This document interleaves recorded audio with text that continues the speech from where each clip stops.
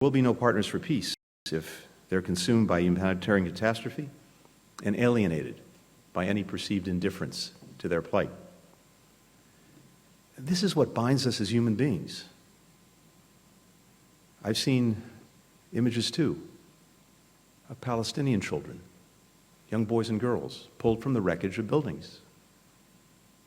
When I see that, when I look into their eyes through the TV screen, I see my own children.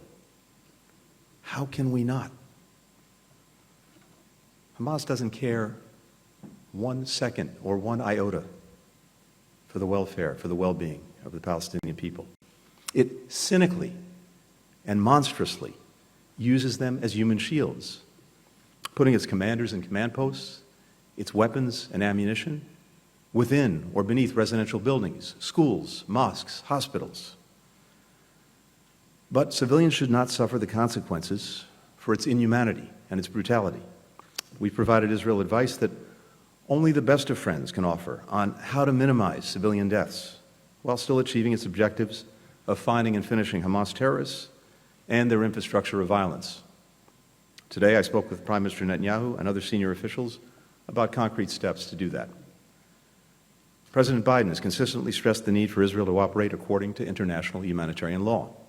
I also emphasized that the protection of civilians must take place not just in Gaza, but also in the West Bank, where incitement and extremist violence against Palestinians must be stopped and perpetrators held accountable. Third, we need to substantially and immediately increase the sustained flow of humanitarian assistance into Gaza and getting American citizens and other foreign nationals out of Gaza.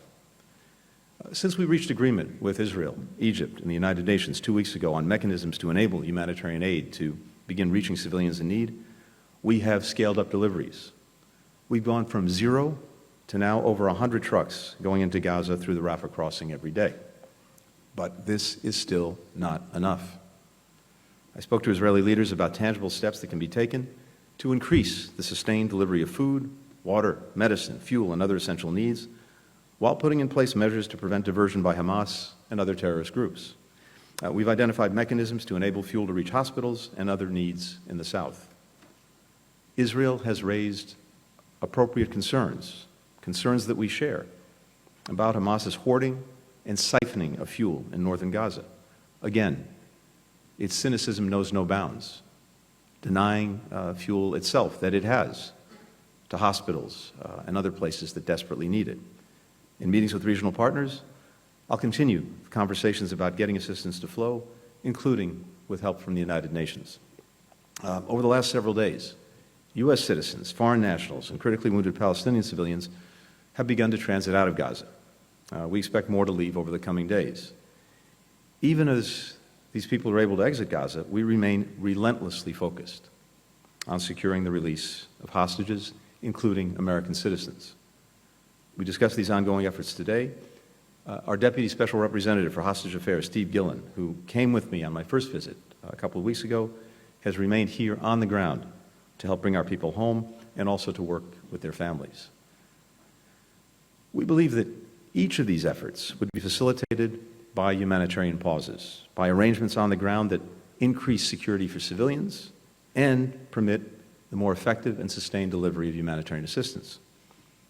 That was an important area of discussion today with Israeli leaders. How, when, and where these can be implemented, what work needs to happen, and what understandings must be reached. Now, we recognize this would take time to prepare and coordinate as well with international partners. A number of legitimate questions were raised in our discussions today, including how to use any period of pause to maximize the flow of humanitarian assistance, how to connect a pause to the release of hostages, how to ensure that Hamas doesn't use these pauses or arrangements to its own advantage. These are issues that we need to tackle urgently, and we believe they can be solved.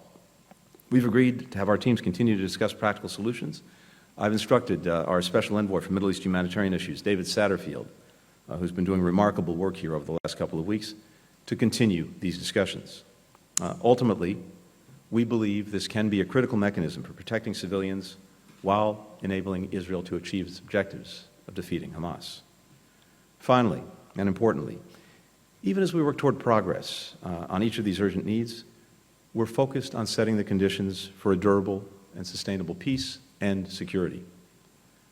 The United States continues to believe that the best viable path, indeed the only path, is through a two-state solution. That's the only guarantor of a secure Jewish and democratic Israel, the only guarantor of Palestinians realizing their legitimate right to live in a state of their own, enjoying equal measures of security, freedom, opportunity, and dignity. The only way to end a cycle of violence once and for all.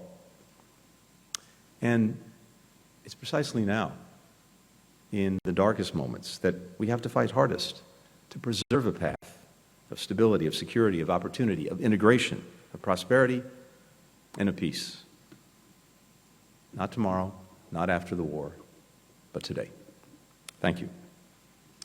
First question goes to Leon Bruneau with AFP.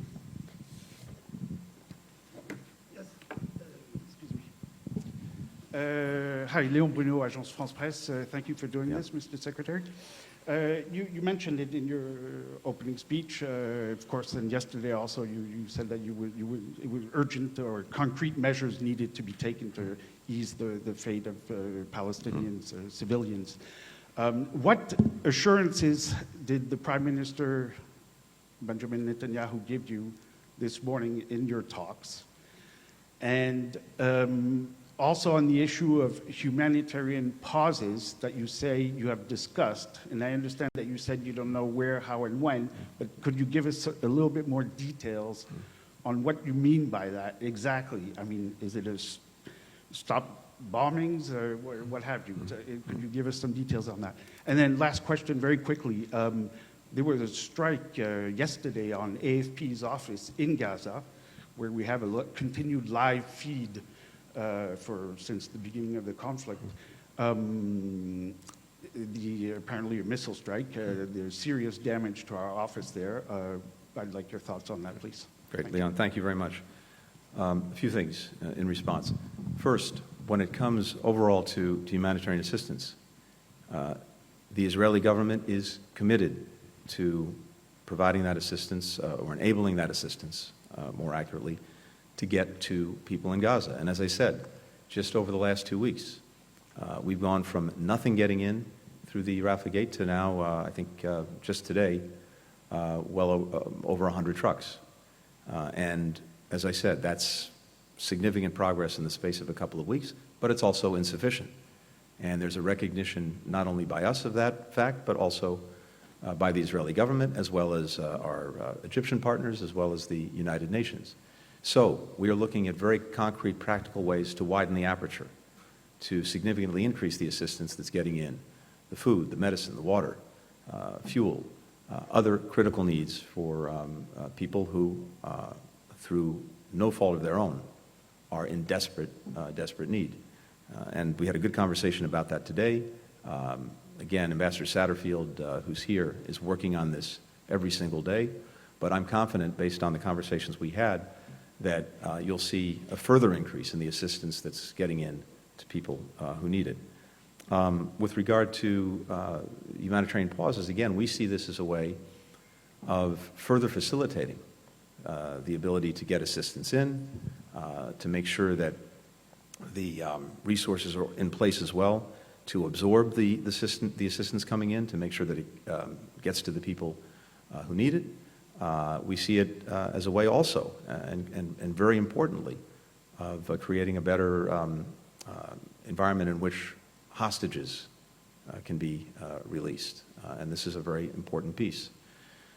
So, as I mentioned already, and I won't repeat it, there are a number of very important practical questions that go along with this that we've agreed to discuss and work on. We've agreed that our teams will continue to talk about this in the days ahead. And from our perspective, this can be a critical way to advance many of the interests that I discussed earlier. I haven't seen the details about the strike, Leon, that you alluded to that hit the AFP office in Gaza. And let me just say and say again that as we stand strongly for Israel's right and obligation to defend itself. We also believe that it's vitally important how Israel does this, including with the highest regard for the protection of civilians, and that, of course, includes journalists who are doing extraordinary work under the most dangerous conditions to tell this story to the world, something that we deeply admire, deeply respect, and we want to make sure that they're protected. The next question goes to Corinne Betzalel with Channel 12. Thank you. Thank you, Secretary Blinken, for being here. Two issues. Hassan Nasrallah, the Secretary General of Hezbollah, is talking right now.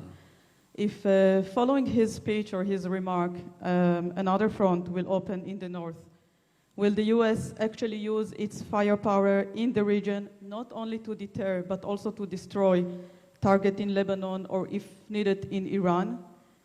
And on the hostages, the Biden administration is asking Israel for a temporary pause, and we understand it is not a ceasefire. But do you have any guarantees, any assurances that this temporary pause will lead to hostage release? And I know you have heard the family of the hostages today outside the Kiryat base. And if, can you assure us that the United States will not hold Israel back before the main objective of this war will fulfill, which is eliminating Hamas? Thank you. Thank you. Let me take the second question first. There are no guarantees about anything. As a general proposition, and maybe even more specifically in the context of the fight against Hamas.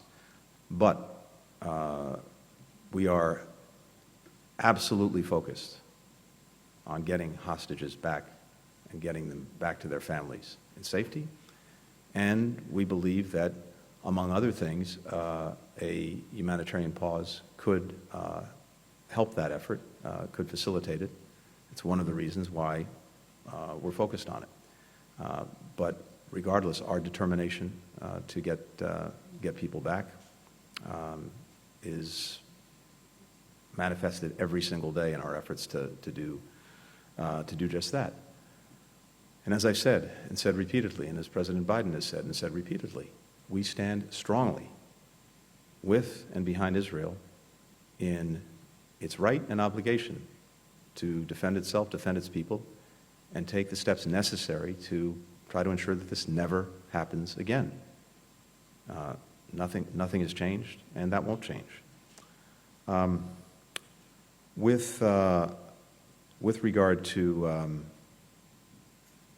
Lebanon, with regard to Hezbollah, with regard to Iran, we have been very clear from the outset that we are determined that there not be a second or third front opened in this conflict.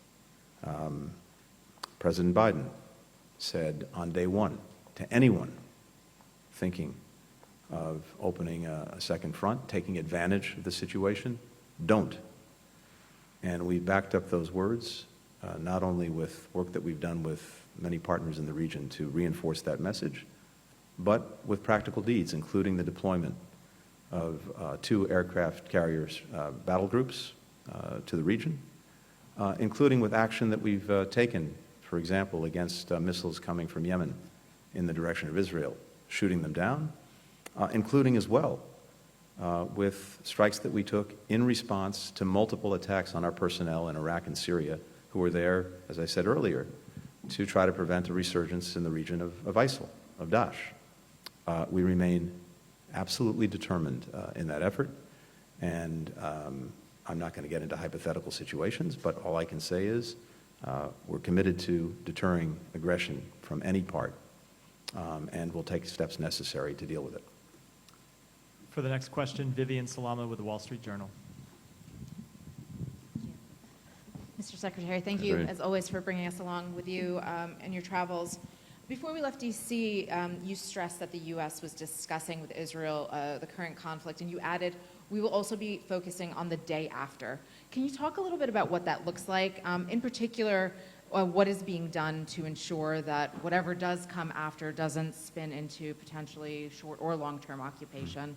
And also, are there discussions at all to create a multilateral force for Gaza? And if so, would the U.S. be willing to take part in something like that? Thank you. Thanks, Vivian. Here's what we know, and I think is agreed among everyone. There cannot and must not be a return to the pre-October 7th status quo. That's unacceptable. It's not tolerable for Israel. It shouldn't be acceptable or tolerable by anyone else.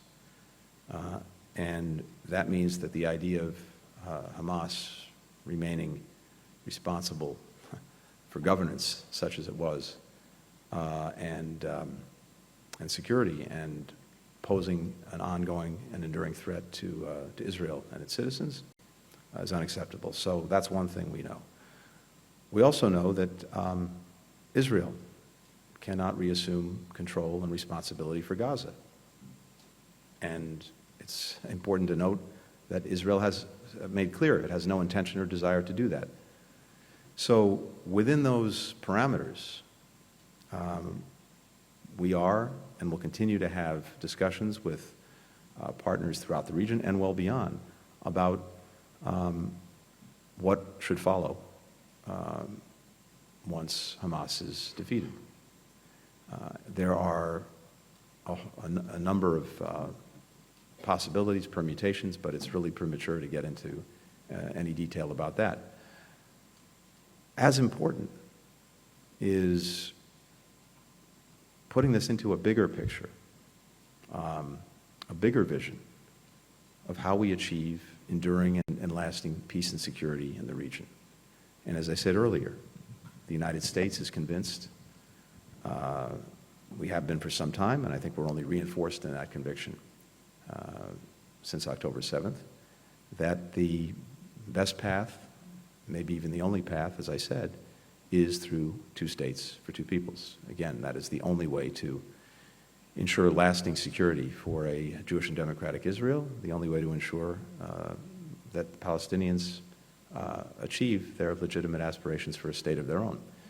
So I think it's important, as we're talking about all of this with every partner in the region, Israel, our Arab partners, and many others, as well as the broader international community, that we have that big frame in mind, and whatever we do, whatever is done, also helps to advance that. So that's how we're looking at it right now. Can I just press you, Mr. Secretary, because you're talking about the defeat of Hamas, and I'm wondering, for Hamas is not just a bunch of individuals, but probably an ideology as well, and especially with the intense bombardment that we're seeing in Gaza right now, the potential for extremism down the line is high. And so, when you say defeat Hamas, is that being factored in, and what are you doing then to address those issues as well? Yeah, Vivian, you're exactly right. This is about dealing with Hamas in terms of defeating it physically. That is making sure that it can't repeat what it did on October 7th. But it is also about defeating an idea, a perverted idea, but an idea that we have to combat with a better idea, with a better future, with a better vision for what that future can be, and demonstrating that we're committed to achieving that future, that vision. Because in the absence of that, even after Hamas, those who sing the siren song of nihilism will find open ears. So it's imperative in our judgment that not only is Hamas dealt with in a way that October 7th can never be repeated, but that we lay out a clear vision and a path to achieve that vision that gives people something to hope for, to buy into, to grab onto. And I believe that there is a broad and strong coalition throughout the region that wants to do exactly that. All of these countries are on one side of the equation. Who's on the other side of the equation? Hamas, Hezbollah, and Iran. So it's incumbent upon us, I think, not only to lay out that vision, but to be clear about the ways that we propose to achieve it. This is not flipping a light switch, needless to say. Given how deep-rooted and enduring these problems are. But we have to address this, and we have to address it in concrete ways and with determination. Because again, it comes back to exactly what you said. We have to demonstrate that we have a better idea and a way to achieve it. For the final question, Muhannad Tutunji with BBC. Thank you, Mr. Secretary. First question, the whole world is looking to end this war. When will you ask Israel to stop it? And the next question, the wave of settler violence is increasing with unarmed Palestinians being killed daily. What is the United States doing to address increasing settler violence against Palestinians in the West Bank? Thank you. Thank you. With regard to the first part of the question, again, I'll repeat what I've said. We stand behind Israel's right and indeed obligation to defend itself and to do everything it can to make sure that October 7th never happens again. And we will continue to stand with Israel to achieve that. And as I've also said repeatedly, the way that Israel does so matters, and we've discussed today, as well as in many preceding days, the imperative of doing everything possible to protect civilians, the imperative of doing everything possible to get assistance to those who need it. With regard to extremist violence that we're seeing in the West Bank, this is something that before October 7th was a real concern for the United States, and one that we repeatedly raised in our engagements with the Israeli government, and it's an acute concern right now. Look, I don't want to speak for the Israeli government. It's not appropriate, but I think it's fair to say that what I heard today was a clear commitment from the government to deal with extremist violence in the West Bank, to condemn it, to take action to prevent it, to take action against those who perpetrate it. So this is important, and we will be looking closely to ensure that our friends make good on that commitment. Thank you. Thank you very much. Thanks, everyone.